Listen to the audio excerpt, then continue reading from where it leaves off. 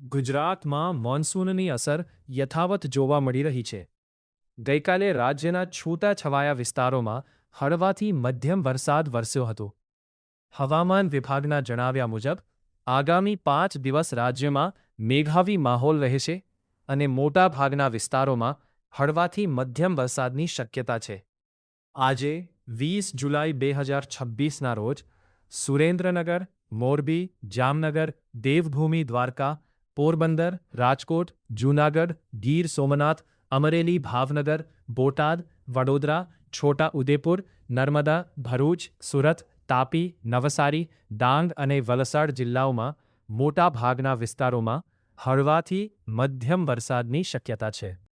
જ્યારે કચ્છ, અહમદાબાદ, ખેડા, આણંદ, પંચમહાલ, દાહોદ, મહીસાગર, ગાંધીનગર, અરવલ્લી, સાબરકાંઠા, મહેસાણા, પાટણ, બનાસકાંઠા અને વાવ થરાદ વિસ્તારમાં છૂટાછવાયા સ્થળોએ હળવાથી મધ્યમ વરસાદ થઈ શકે છે.